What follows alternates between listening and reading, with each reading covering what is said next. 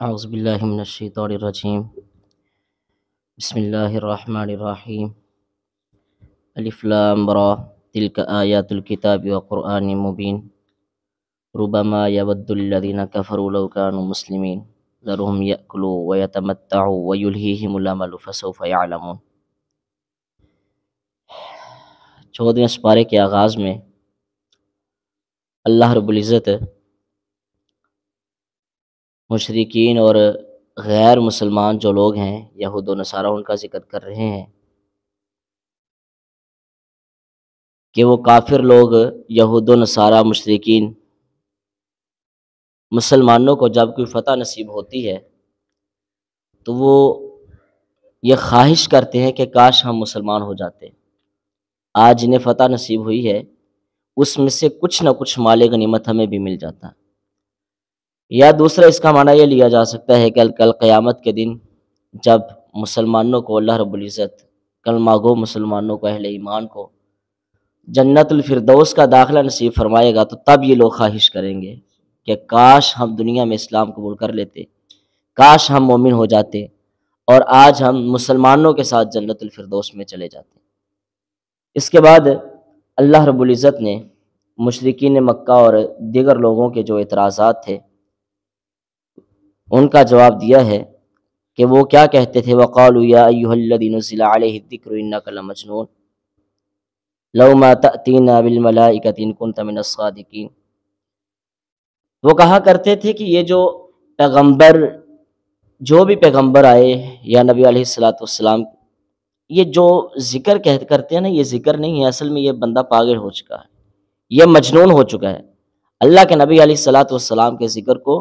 وہ پاگل اور مجنون کے ساتھ تعبیر کرتے ہیں، اور پھر یہ کہتے کہ اگر تو واقعی سچا ہے لو ما تأتینا بالملائکۃ ان کنت من الصادقین، اگر تو واقعی سچا ہے ہم تیری بات مان لیتے ہیں تو پھر کوئی فرشتہ کیوں نہیں آتا ہمارے اوپر؟ یعنی کہ یہاں پہ فرشتہ آنے کا ان کا مطلب یہ تھا کہ وہ ہمارے اوپر عذاب کیوں نہیں لے کر آتا؟ ہم تیری نافرمانی بھی کرتے ہیں، اور نہ صرف ہم تیری نافرمانی کرتے ہیں بلکہ تجھے ہم سزائیں دیتے ہیں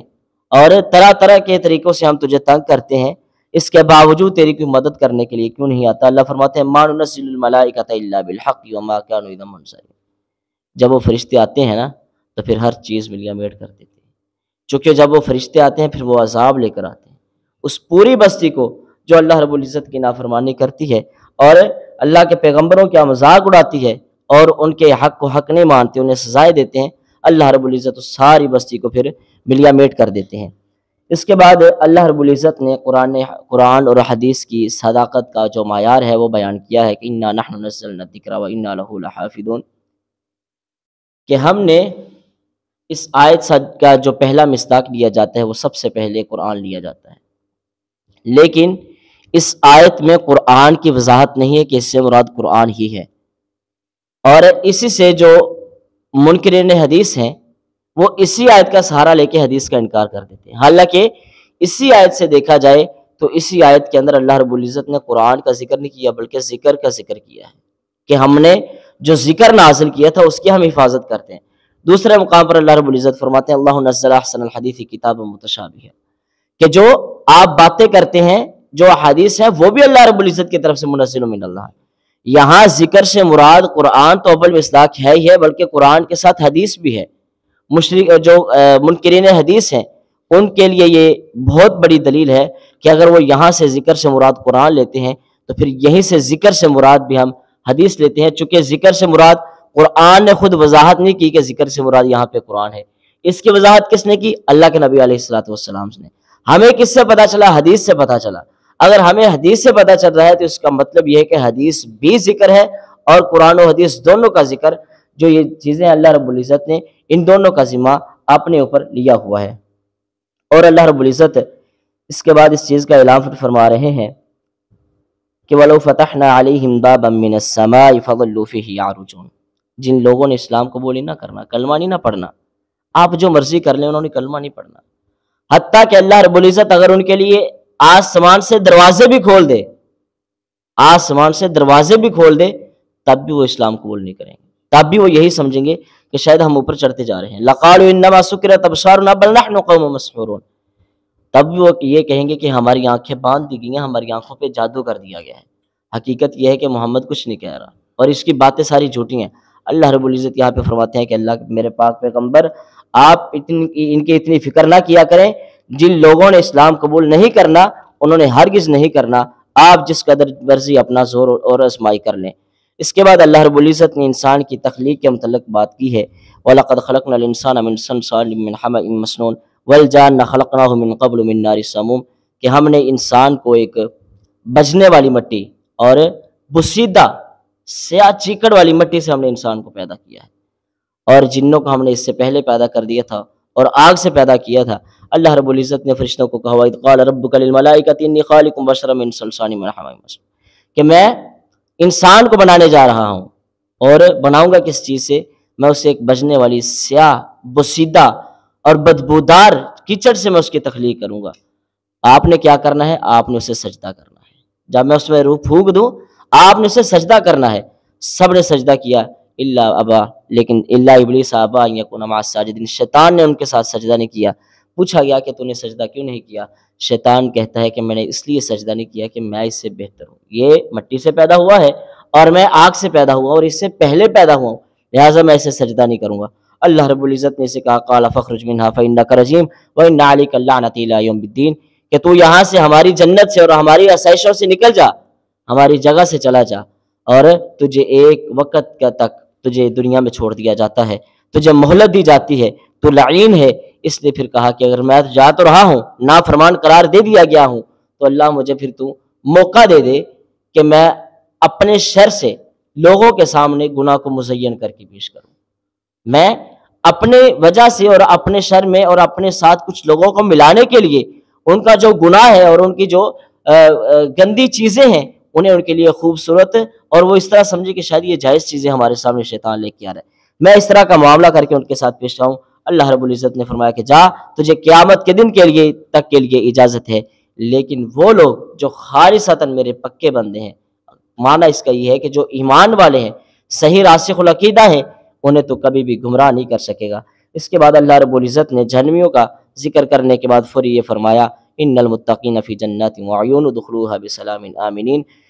کہ جنتی جو اللہ رب العزت سے ڈرنے والے ہیں، یہ قیامت کے دن جب جنت الفردوس میں جائیں گے، ان کی جنتوں میں چشمے ہوں گے، باغات ہوں گے، اور جب یہ جنت میں داخل ہو رہے ہوں گے انہیں کہا جائے گا کہ آپ جنت میں داخل ہو جاؤ، آج کے دن آپ کے لیے کسی قسم کا کوئی غم نہیں ہے، آج کے دن آپ کو کسی چیز سے کسی ڈرنے کی ضرورت نہیں ہے۔ وَنَزَعْنَا مَا فِي صُدُورِهِم مِّن غِلٍّ إِخْوَانًا عَلَىٰ سُرُرٍ مُتَقَابِلِينَ، اور دنیا میں رہتے ہوئے جو ان کے دلوں میں بغض تھا، کینہ تھا، حسد تھا، ایک دوسرے کے متعلق کچھ نہ کچھ رمق باقی تھی، حسد کی، بغض کی، اور لڑائیاں جو ان کے متعلق باقی تھیں، جنت میں تو ہم نے ان بھیج دیا، لیکن جنت میں بھیجنے سے پہلے ہم ان کے دل سے وہ ساری چیزیں نکال دیں گے، حسد ختم کر دیں گے، بغض ختم کر دیں گے، اور ریاکاری یا جتنی بھی اس طرح کی چھوٹی چھوٹی جو چیزیں ہیں، حقیقت میں تو یہ بہت بڑی ہیں، لیکن ان کے کچھ اعمال ایسے ہوں گے جو اللہ رب العزت کو بڑے مقبول ہوں گے، ان برائیوں کو اور ان چیزوں کو اللہ رب العزت جنت کے داخلے سے پہلے ان چیزوں کو نکال دے گا۔ لا یمسہم فیہا نصب وما ہم منہا بمخرجین، کہ وہ جب جنت میں داخل ہو جائیں گے ایک دوسرے کے سامنے بھائی ٹیک لگا کے تکیوں پہ بیٹھے ہوں گے، انہیں کہا جائے گا کہ آج کے دن آپ کو کسی قسم کی کوئی تکلیف نہیں چھوئے گی، آج کے دن آپ کے اوپر کسی قسم کی کوئی تھکاوٹ نہیں ہوگی۔ نبی عبادی انی انا الغفور الرحیم، اللہ رب العزت فرمائیں گے میرے پاک پیغمبر انہیں خبر کر دے کہ میں آپ کا الہ ہوں اور بڑا غفور الرحیم ہوں، لیکن ساتھ ہی یہ بھی فرما دے وَأَنَّ عَذَابِي هُوَ الْعَذَابُ الْعَلِيمُ، کہ اگر کوئی میری نافرمانی کرے گا جہاں میں غفور الرحیم ہوں، اور اگر کوئی میری جہاں پہ نافرمانی کرے گا تو وَأَنَّ عَذَابِي هُوَ الْعَذَابُ الْعَلِيمُ، مجھ سے زیادہ اور دردناک عذاب بھی کوئی نہیں دے سکتا۔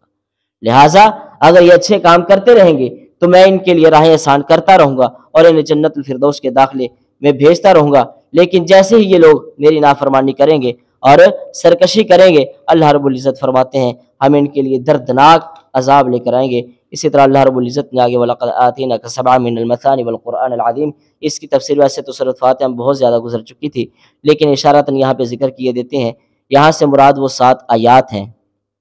یہاں سے بھی منکرین حدیث جو ہیں ان کا رد ہوتا ہے کہ یہاں سے 7 آیات کون سی ہیں۔ ابو سعید معلّہ رضی اللہ تعالیٰ عنہ کہتے ہیں کہ میں نماز پڑھ رہا تھا، اللہ کے نبی علیہ السلام نے مجھے بلایا تو میں نہیں گیا چونکہ میں نماز پڑھ رہا تھا۔ میں نماز سے فارغ ہو کے اللہ کے پاک پیغمبر کے پاس گیا، اللہ کے نبی علیہ السلام نے فرمایا جب میں نے بلایا ہے تو کیوں نہیں آیا، جبکہ اللہ رب العزت قرآن میں کہتے ہیں جب میں اور میرا رسول بلائیں تو آپ اپنی تمام تر چیزیں چھوڑ کے اللہ اور اس کے رسول کی طرف لپکاؤ، ان کی باتیں سننے لگ جاؤ۔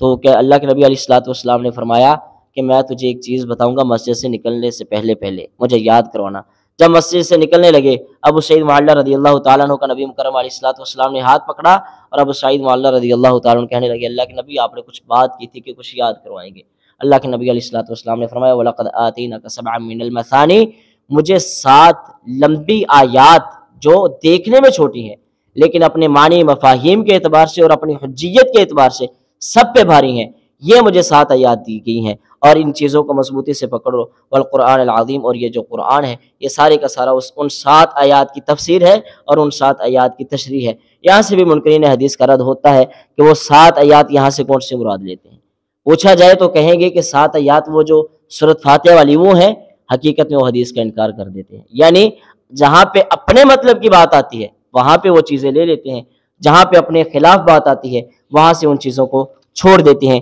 یہ ان مشرکین کا اور منکرین حدیث کا شروع سے ایک وتیرہ چلا آ رہا ہے۔ اس کے بعد اللہ رب العزت سورۃ نحل میں اعلان فرماتے ہیں وَإِنَّ لَكُمْ فِي الْأَنْعَامِ لَعِبْرَةً، کہ ہم نے جانوروں میں بڑی نشانیاں رکھی ہیں، آپ دیکھتے نہیں ہیں نُسْقِيكُم مِّمَّا فِي بُطُونِهِ مِن بَيْنِ فَرْثٍ وَدَمٍ لَبَنًا خَالِصًا سَائِغًا لِّلشَّارِبِينَ، آپ دیکھتے نہیں ہیں کہ بھینس ہے، اس کا رنگ سیاہ ہے، اس کے وہ پٹھے کھاتی ہے، چارہ کھاتی ہے اور پانی پیتی ہے، اس کے اندر خون بھی ہے، گوبر بھی ہے اور پلید پیشاب بھی ہے، ہڈیاں بھی ہیں، گوشت بھی ہے۔ ان سب چیزوں کے باوجود اللہ رب العزت آپ کے لیے نفیس ترین پاکیزہ دودھ آپ کے لیے اللہ رب العزت نکالتے ہیں۔ جو خالق کائنات اس تخلیق میں اور اپنی وحدانیت میں اور اللہ رب العزت اپنے نظام میں اس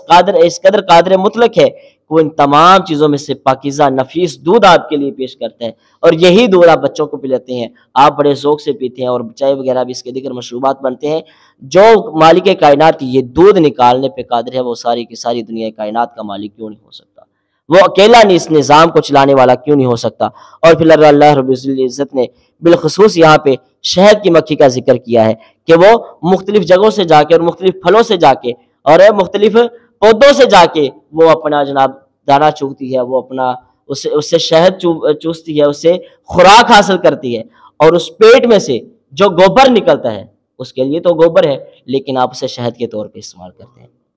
یہ اللہ رب العزت کی کمال تخلیق کے متعلق یہ باتیں کی جا رہی ہیں۔ یہ اللہ رب العزت نے جو ہم سے باتیں کی ہیں اسی کے متعلق اللہ قرآن نے اعلان فرمایا وَإِن تَعُدُّوا نِعْمَتَ اللَّهِ لَا تُحْصُوهَا، کہ آپ اللہ رب العزت کی کون کون سی نعمت کو جھٹلاؤ گے اور آپ اللہ رب العزت کی نعمتوں کو شمار ہی نہیں کر سکتے۔ وَإِن تَعُدُّوا نِعْمَتَ اللَّهِ لَا تُحْصُوهَا، کہیں پہ آپ کے لیے زمین ناج اگا رہی ہے، کہیں پہ آپ کے لیے جناب جو ہے وہ بھینسیں اور اونٹ اور اسی طرح بکریاں، یہ جتنی بھی چیزیں آپ کے لیے نفیس دودھ کا اہتمام کر رہی ہیں، اور کہیں پہ شہد کی مکھیاں، ان کے لیے تو غبر ہے لیکن آپ کے لیے ایک شہد جو کئی ایک بیماریوں کی دوا آپ کے لیے میسر کر دیا جاتا ہے، آپ اس سے فائدہ اٹھاتے ہیں۔ اللہ رب العزت سے دعا ہے جو کہا گیا ہے سنا گیا ہے اس پہ عمل کی توفیق عطا فرمائے۔ ھذا ما کان عندی واللہ تعالی اعلم بالصواب۔